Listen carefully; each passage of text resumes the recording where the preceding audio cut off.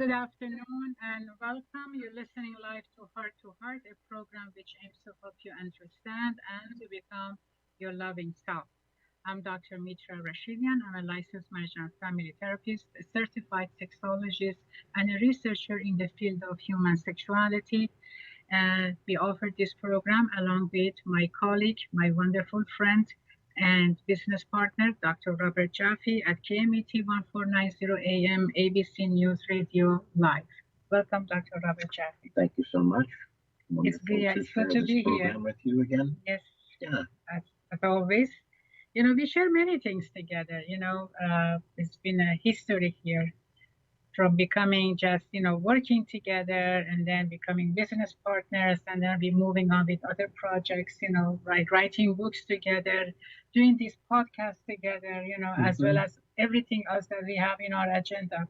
Exactly. So it's been a very exciting ride, and I'm looking for uh, the never ending part of it. There was a movie called Never Ending Story. Never ending story, yes. And right now we are actually, writing this new article that's going to be published in the Frontier journal, scientific journal, and we are actually introducing a new questionnaire for women who have difficulty expressing about their sexuality when they go to visit their physicians. So we hope that this instrument, this questionnaire, which is going to be placed at the doctor office in the near future after its publication, that makes it, easier for all the women of all walks of life. We're looking at, an age where they can express their sexuality to use this in a form of, as a form of, communicating effectively with their physicians and openly so that they can receive, the proper health care that they need. The proper health care and also the proper guidance in terms of difficulties that they're having with communication. Yes. Right? Right. So the questionnaire right now, it is on at a trial base. And as it improves and, as it is completed, it will be available for those that they are interested to use it for themselves. It's self-administered, really easy to follow. There is no vague areas in it, and you're the keeper of that, and you only share it with your doctor, and that's it. Exactly. Yeah. Or your husband, if you your choose partner, to. yes, Yeah. your partner. Right. So we are delighted that we are actually working on projects that we can provide help to all of the individuals who believe that they need it and it's available, and we are very honored to be the one to do this for you, including offering you this show at this hour at this program. So we thank you ahead of time for choosing to be with us, spending your next hour with us, and we couldn't be more proud of all of this that's happening here.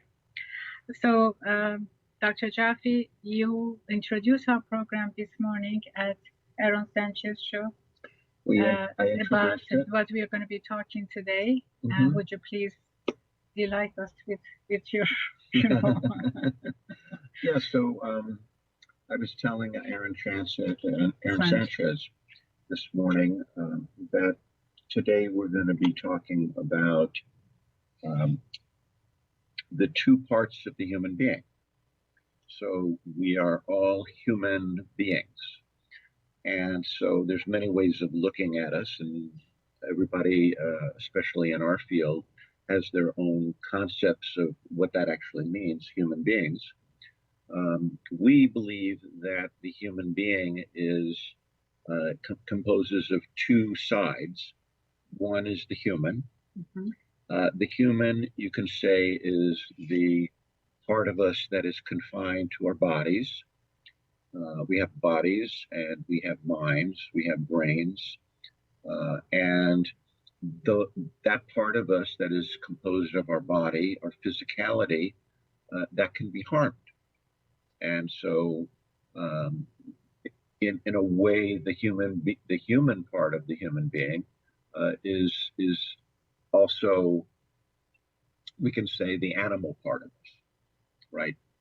So animals, in a way, we are one. We are an animal in that we need to digest food.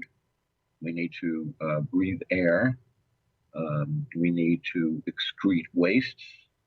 And we also can see and hear and taste and touch. And those are attributes of the body, and those are attributes of many animals. Exactly. Basics, basic basic animal needs. Animal needs and Yes. Animal senses. Right.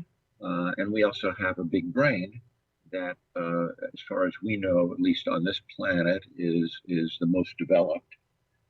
So all of that is the human part of us. And as I said to Aaron this morning, that's the part of us that can die, and that's the part of us that can be injured. And we want to hold on to that part of us in good health as much as we can. So I say that that human part of us is what we would call the ego. The ego is comes from the earliest stage of not human development, but development in the animal world on our planet. And the ego's primary job is to make sure that it survives.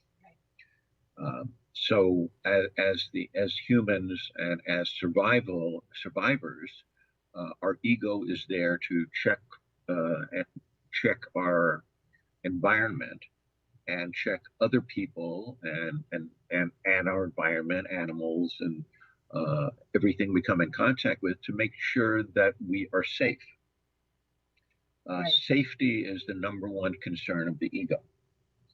And physical safety is the number one thing that the ego is concerned with. So if we take that and we say, okay, so that's what the ego does. Well, what other part is part of being of a human being? And so the ego is the human part. Well, the other part is the being. The being part of us, we assert, is the part of us that is energy, that is spirit. And spirit, because it's not physical, and what we've learned through Einstein, Niels Bohr, and other physicists, is that energy in the universe is not created or destroyed. All it does is change forms. So we are energy, and we believe here that we change forms. Where were we before we were in these bodies, right? If energy is not created or destroyed, and we are energy now, then we were energy before we were born. What that looked like, in what way did it show up, that's all still speculation. But we do know that we are energy, that energy changes forms. And so after our bodies are gone, at least potentially, we go back into that same energy, whatever that is. And there's a lot of speculation about what that is. We're not going to talk about that now, but that's the being part of us. So the being part of us is really not concerned with survival, because the being part of us can't die. The being part of us is energy that changes form. Just as a water vapor may be invisible, or when it gets to be very condensed, then it becomes a cloud, and then when it becomes even more condensed, then it turns into water. It becomes rain. If it's over a place which is very cold, then it can become snow or sleet or ice. So and then we have some people who argue that the being part that you're talking about right now scientifically is not there, and that when we die, and that's the end of us. Mm-hmm. Right. And so I've read many books on this, and everything that I've read from people who are scientifically minded, they say that it's kind of a question mark. Right. They say we can't really definitively do that. But I've also read many books about people who have done things which our senses can't provide answers to. ESP, extrasensory perception, um, telepathy, feeling somebody else's energy, knowing when they're communicating with you, even though you're thousands of miles away. And there's so many things written on it. One of the most famous people ever to live, his name was Edgar Cayce. Edgar Cayce was actually a photographer. I believe he lived in the early 1900s. And he started to have experiences where he would sense what other people were experiencing at the physical level in terms of um, uh, illness.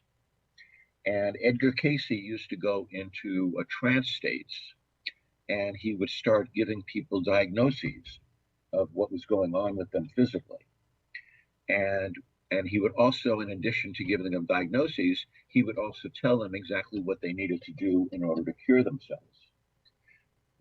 And when he came out of the trance, he didn't remember anything. Mm. So what he did was he hired somebody. I don't remember her last name. Her first name was Gladys, and she would sit and she would write all of these things down that when he would go into these trances.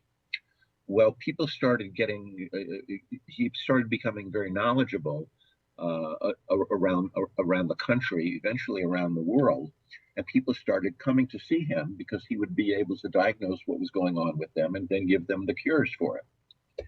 And eventually, what started to happen was people who couldn't actually visit him. He was in the United States. People who couldn't visit him would write him letters. Mm. And then he would go into trances and he would diagnose them and give them answers to it before the letter would arrive. So the fact that the person wrote the letter, they may have been in France or Belgium or wherever they were, and they wrote the letter, he would actually get that information before the letter arrived, do the diagnosis and the cure, and then he would have Gladys write them back what she needed to do. This is they actually have an Edgar Cayce Foundation. There's a lot of books written about him, but he's just one person. Nostradamus was another one. There's a lot of people who have done things which we can't explain, and yet we can't deny that they did these things. Mm-hmm. So when people say, well, that's the end, is when we die, I think what they're doing is they're operating out of a lack of information about what the human being is really capable of. Well, let's find out more about this, right? Let's find out how that true self of us, or that, the spirit part of us, the being part of us, plays, a major role here, or it's not just our physics, but it's just, we are more than just our body, right? Absolutely. Okay. We will see you in a few moments. We're about to take a commercial break. Please stay with us.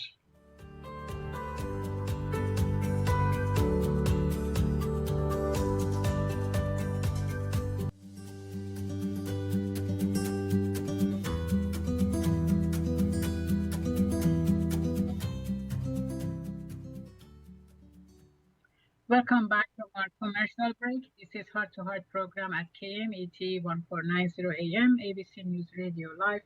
Dr. Mitra and Dr. Robert here, offering you a program about ego, about human part, the physical part of us, and about the spiritual part of us with Dr. Robert Jaffe.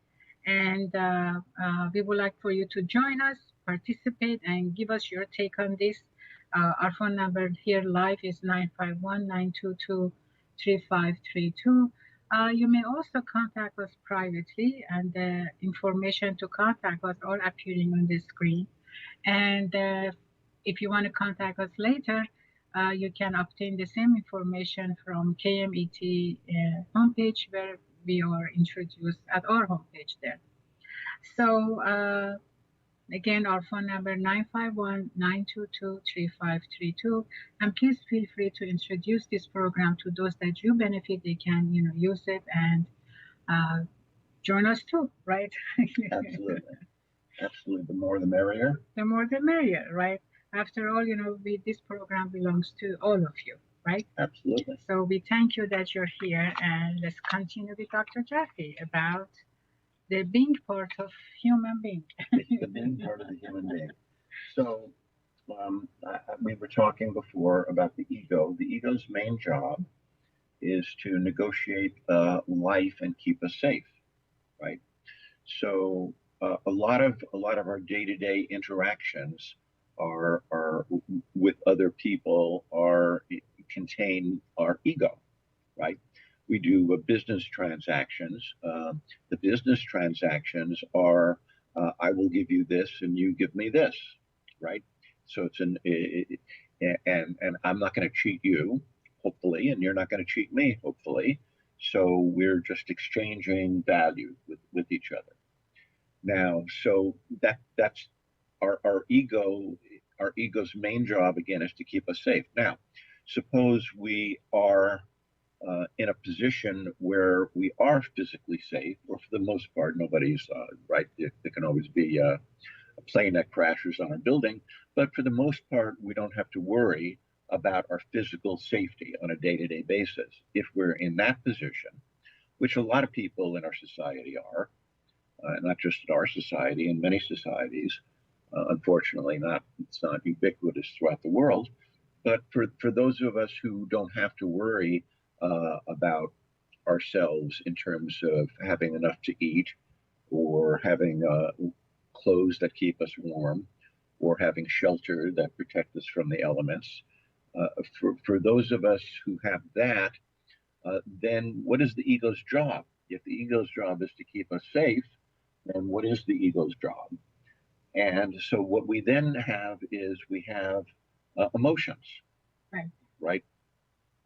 Emotions are mostly where most people are living, even though they may not. I mean, we do talk about emotions, but we're living in our feelings. If we feel happy, if we feel sad, if we feel nervous, if we feel anxious, if we feel depressed, if we feel joyous, if we feel excited, those are all feeling states. And those feelings um, are the, are what the ego then attaches to as a substitute for physical safety. So if I say, uh, if I make a sarcastic comment to somebody, let's say about the clothes that they're wearing, hey Joe, where'd you get those shoes? They looks like you just walked out of a mud bath, you know, and I'm being sarcastic. I'm offending that person, right?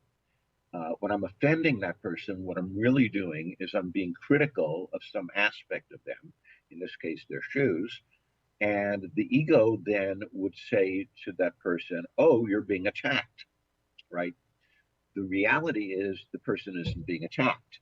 The reality is the person is being criticized, or an aspect of them is being criticized.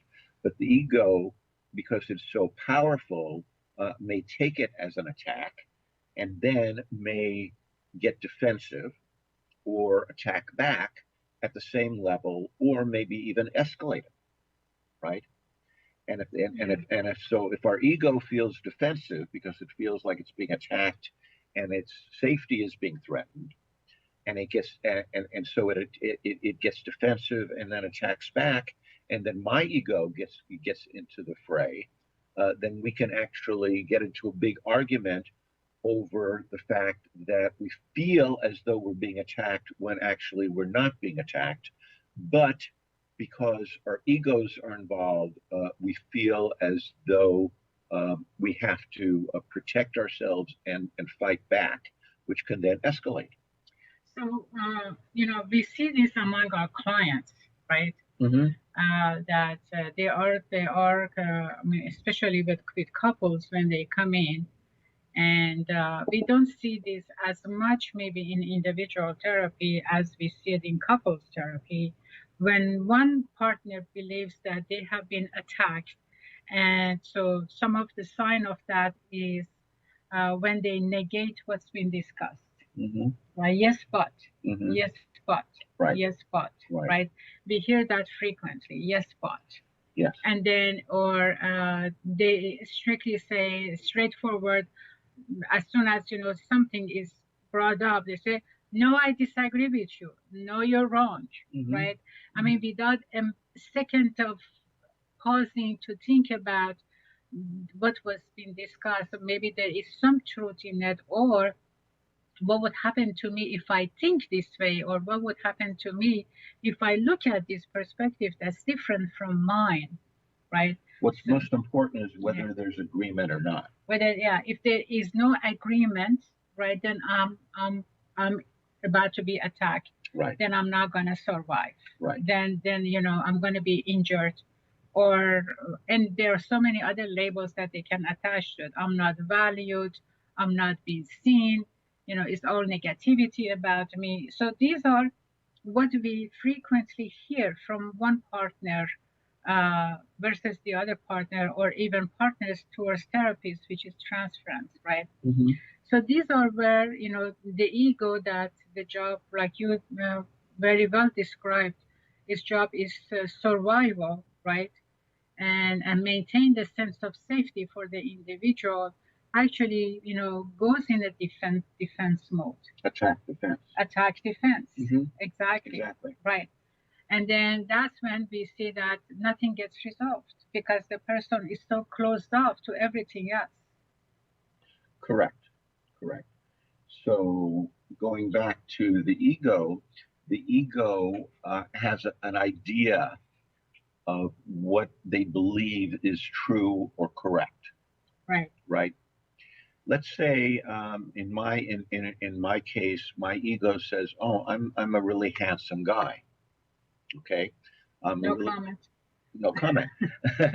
I'm a really handsome guy, and I'm very attractive to the opposite sex, and I'm walking around feeling and believing that. Isn't that more narcissistic? Not necessarily. Not necessarily. Not necessarily. No. Because that's ego defense narcissistic. Well, no.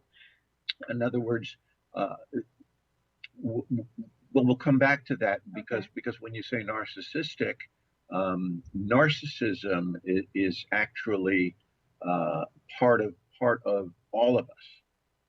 We all have an idea of who we are, right? And we hold on to that idea sometimes in the face of other evidence, and we want to think well of ourselves, and we want to think that we're smart, or attractive, or talented. We want to believe that, and so narcissism is actually part of the human condition. Now, when we use narcissism from a psychological definition, then we're talking about overly confident, or confident in a way that is anti the reality, right?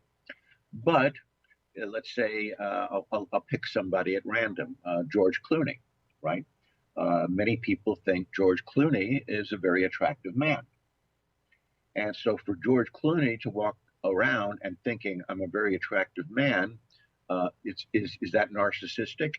Yeah, to some extent it is, but it's also it's also a strong belief about himself, and that belief is simply what is. It's how he feels. What I'm saying, what I started to say is that everybody has these beliefs about themselves. And because these beliefs are linked often to our ego, if someone challenges that belief, our ego comes to our defense to say, "How could you say that?" Or "You're wrong," or you're being mean, or you're being hurtful. So let's use George Clooney as an example here. Someone walks up to George Clooney and he says, "Boy, that hair of yours, that's got to go. You got to find another style. It's so unattractive. Now, George Clooney, I don't know George Clooney, so I'm just using him, as a possible guy. If George Clooney has a very strong belief that his hair is okay, and someone is saying that to him, he has a choice then to say, "Oh, well, that's your opinion," Right. right? Or to get defensive. What do you mean? I've always worn this hair. I like it this way. How dare you say that? Right? That has to do with the strength of our ego, and how powerful our ego is attached to the preconceived notion of who we are. So we all walk around with preconceived notions of who we are. And if somebody says something to us that that tells us something that is anti our preconceived notion, our ego is there to either say, I disagree, or how can you say that, and take it as an attack. Or if it's a healthy ego, you can say, well, I don't see it that way, but you're entitled to your opinion. So the ego is not necessarily a bad thing, and we all have one. But if it's a healthy ego, it's you're able to allow other people to say things that are not in line with how you see yourself without getting defensive. And that's what brings a lot of couples into therapy, because their ego is not a healthy ego. Exactly. Yeah. Yes, And like you said it, it's because of that preconceived, notion of who I am. correct. And now you're questioning that being of me, Yes, who I am. yes, Yes. yes. Yeah. So what happens then is it, people often say, "Oh, he's on an ego trip," right? An ego trip is saying that you're too much into your belief about how wonderful you are, rather than your beliefs are okay. And if I have a different belief, that you don't have to defend. You can simply allow a different belief to exist, and not feel as though you're being attacked. Yes. Yeah. So people who are very narcissistic are people who are very defended. And narcissism, when it becomes extreme, means that you're so married to who you believe you are and who you want to present yourself to be, that you can't tolerate somebody else disagreeing. Yes. And that's what happens in relationships when the person says, I don't like that blouse you're wearing, and the person who's identified themselves with, well, I picked out this blouse and I have very good taste, and now you're telling me that the blouse is not And it's from so and so brand, and I spent $1,000 on it. and now you're telling me that it Yes. isn't. Yes. How dare you? Yes. Right? Yes. So what we say oftentimes in couples counseling is that people very rarely argue about what they think they're arguing about. We're not going to be arguing about whether the blouse is attractive or not. What we're going to be arguing about is who's right and who's wrong. And our ego equates being right with survival. So, and the reason for that is, in caveman times, we had to be right in terms of figuring out what plant to pick and put in our mouth. Right? We had to figure, Exactly. yeah. Yeah. And if we picked the wrong plant and it was poisonous, then we would die. So, so being right equated to survival. And today we still carry that inside of us, as though it's not accurate, but as though being right is a matter of survival. And then people get into arguments over who's right and who's wrong, in the same way they get into arguments over over whether we're going to have enough to eat, and who's going to have the last bite. Exactly. And then, today is the game of ego, or the ego trip is not about picking a plant to eat, but it is about keeping a job. It is about, keeping a bigger house, a bigger car, and identifying, ourselves with external factors that define us. Supposedly they define us. Right. Right. Yeah. And then, when couples come in, it's the same game. So it's all the same game, but it has different, meaning for everybody, depending on, what their story is. Well, yeah, I wouldn't say it has different meaning. I think the meaning is the same to everybody. The But I story think, is but different. the stories and what Yes. they choose to pick on, Yes. like one of my couples got into a big argument because one of them put a glass bottle in the wrong trash can, in the non-recyclable trash can, right? How could you do that? You know that it goes in this trash can. Well, yeah, but I just put it in there. It's no big deal. Yes, it is, because you know that. I've asked you a million times. Mm-hmm. And why can't you remember that? Obviously, you don't pay attention to what I say. You don't care about me, and if you don't care about me, what are we doing together? Exactly. Say, and that's where it goes to, because somebody put the bottle in the wrong trash can. Right. Right? It's personalized. Yes. Yeah. And those personalization is what gets us basically in trouble in many areas of life. Mm-hmm. Exactly. We Yeah. make everything about our survival. We make everything about I'm not being seen, or I'm not valued, and therefore I don't matter. And if I don't matter, it's a matter of life and death. It's a matter of life and death. That's what the ego is Right. attached to. It's attached to survival. So that's the ego. Now, the flip side of it is the being, right? So what does the being care about?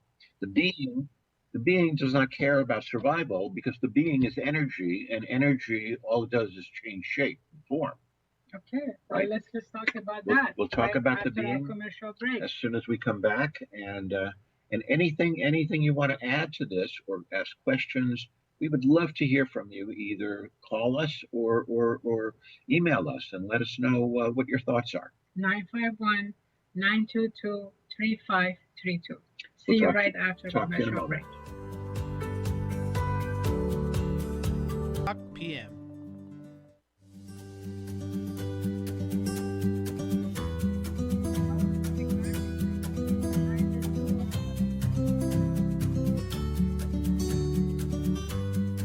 Unbelievable. Anyway, welcome back from our commercial break. This is Heart to Heart program. Dr. Mitra and Dr. Robert here. We have this very, interesting discussion today about the ego and the being and the human part of who we are as a person, right? Right. With Dr. Robert Jaffe. Please call us at 951-922-3532, or you may contact us privately. We thank you for choosing this hour to be with us. And you have many choices to choose from, and we thank you that you chose us, right? Absolutely. Dr. Jaffe, you are. We were talking about the two parts of the human being: the human, which is the ego; the being, which is our soul, our spirit, the thing that makes some bodies walk around and other bodies lie down and never move again. Right. Right. It's the same body, but that energy is gone. Right. That spirit is gone. So the being part of us is energy. It doesn't have to worry about dying, because all energy does is change form. Mm-hmm.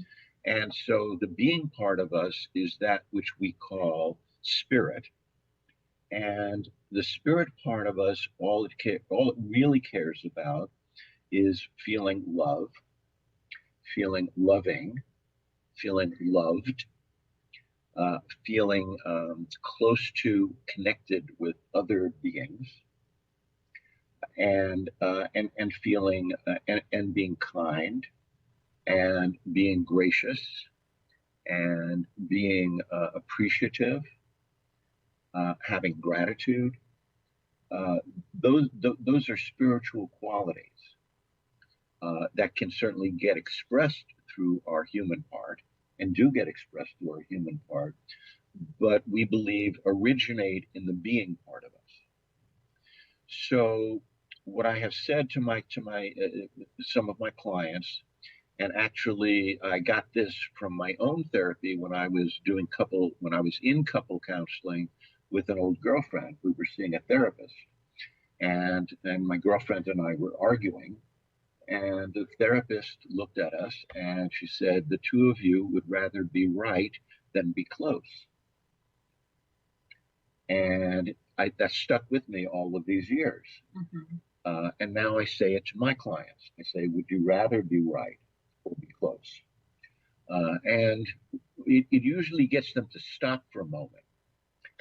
But usually that isn't enough to get the person to really look at what that means. Because being close means that you're not married to being right. It means that if you say something and you're wrong or your partner disagrees, that's okay. You don't have to agree on everything, and nor are you going to agree on everything. However, um, what you do agree on is that you want to be loved and loving in the relationship. And if you make that your highest priority, then being right becomes secondary. Yes. Yeah. I mean, if this is something that depend regardless of what the presenting problem is with couples, Mm-hmm. we see that, Mm-hmm. don't we? Yes.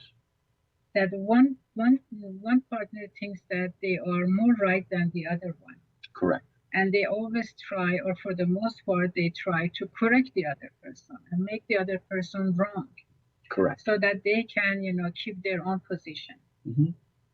And also, part of my experience tells me that part of keeping that position for themselves is actually playing the role of a victim. So say more about that. Right. So the more I say, I'm right, that I got hurt, that you did this, you did that, you're to blame, you don't get me, you don't understand me, you don't pay attention, and all of the above, Mm-hmm. plus more, the more I keep myself in a victim role and I'm right. Mm. So that's another way that, I keep my ego Mm-hmm. alive, or Mm-hmm. my ego makes me survive, because that victimization is a defense mechanism for me to not wanting to take a look at what I'm bringing to the table of relationship, right? Yes. And I make my partner wrong. Yes. And then when my partner kind of doesn't want to accept that they are wrong, or they don't believe that they are wrong, so the person with the ego defense, goes more into the ego and more, become, defensive of their position.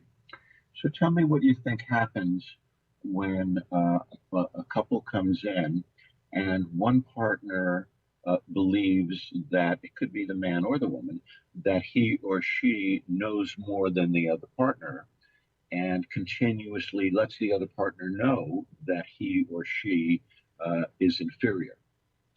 Well, two things that I have seen two groups, to say the least, on this, right? One group, usually this happens between male and a female partner, right?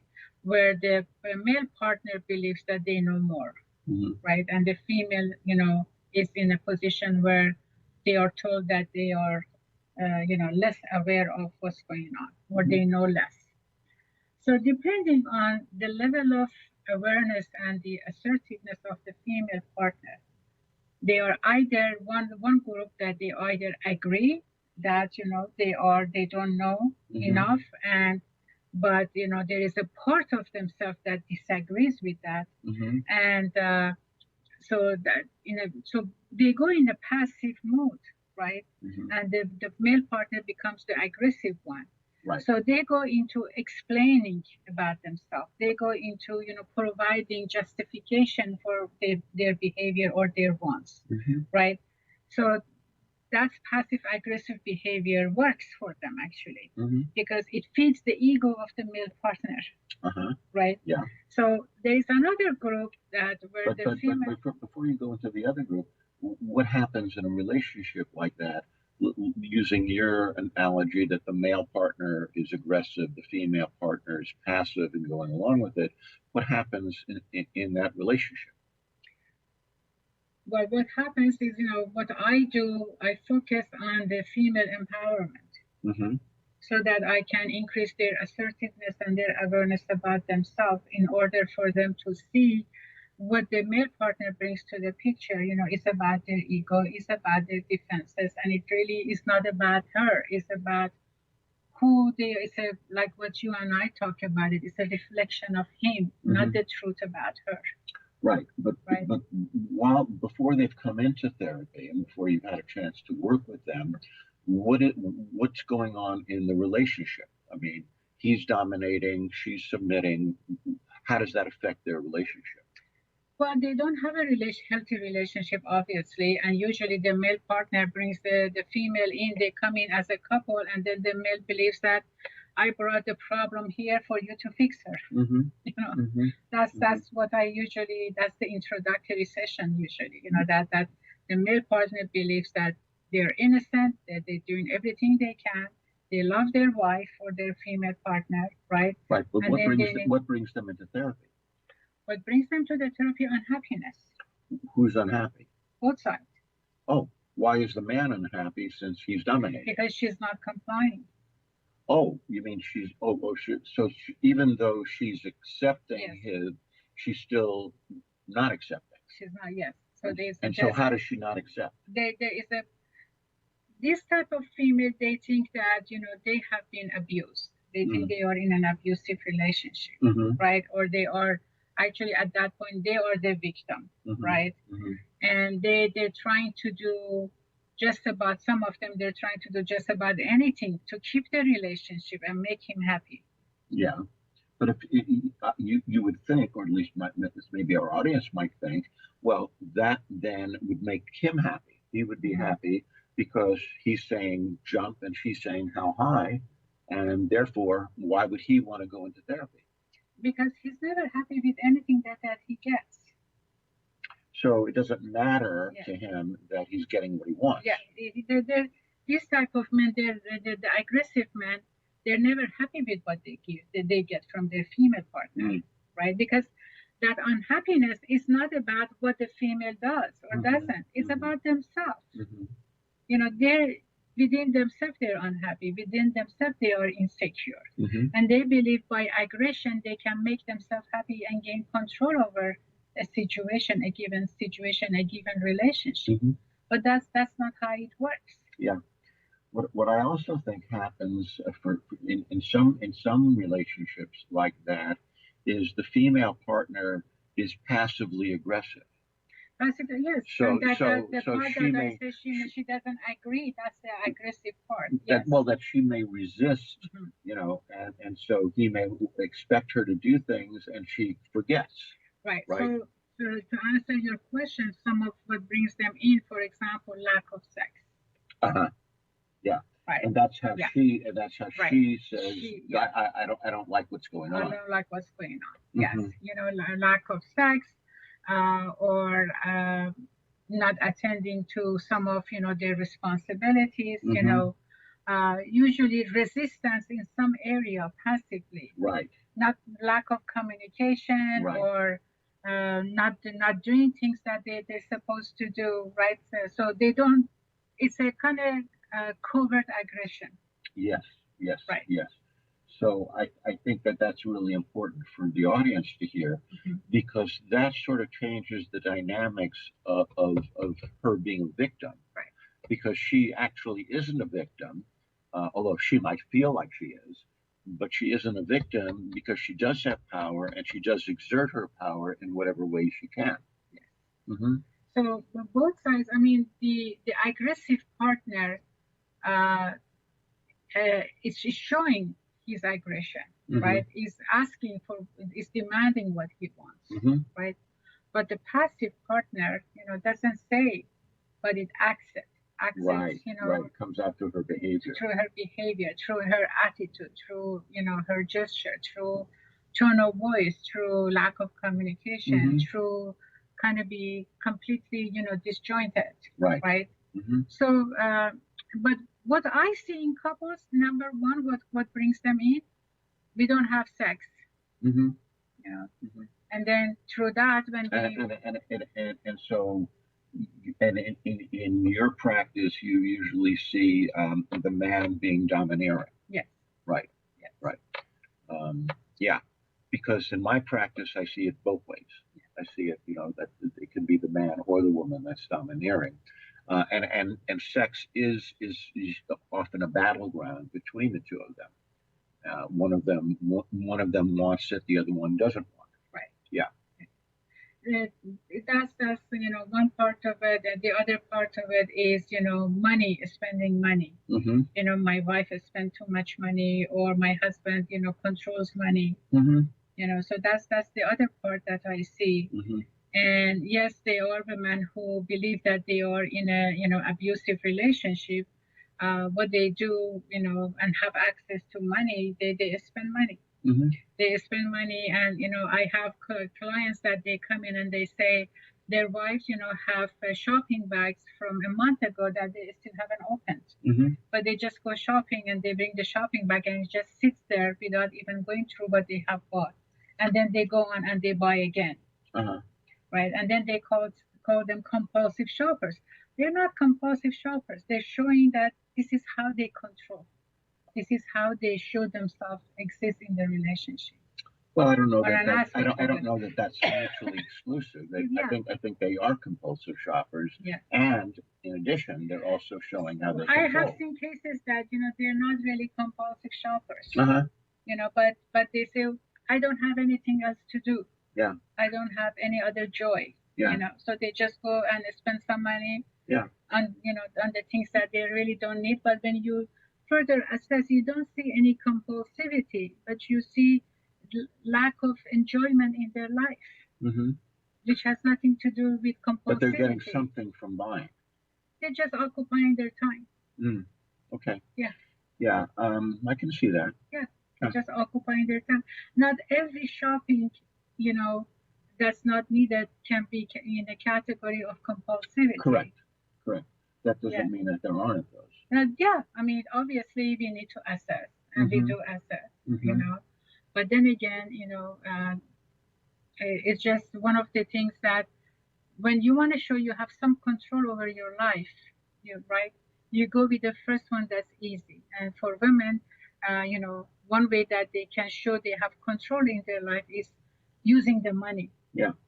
I think to me, also, and obviously there's a lot of variation within this, but to me, it's also that there's a high attached to getting something. Yes. That when you buy it, you feel good for a moment. Right. Yeah. And then you bring it home, and then the good feeling wears off, and then does it matter that you bought it? So then you go back and you get the high. Because the lack of high is not because you didn't shop.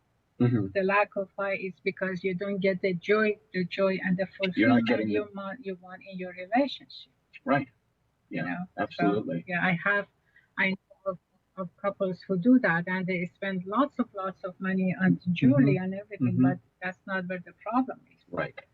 Yeah. So I think we need to really continue with this discussion. I because there is a lot that people do, and in their relationship, and has other meanings. Other meanings are behind it, and not what's the obvious. Right. So we are running out of time. We thank you for joining us. Thank you, Dr. Jaffe, for bringing this beautiful topic to the table today. And until next week, don't forget that all you need is love. All you need is love. Bye-bye. Okay, bye for now. Have a good weekend.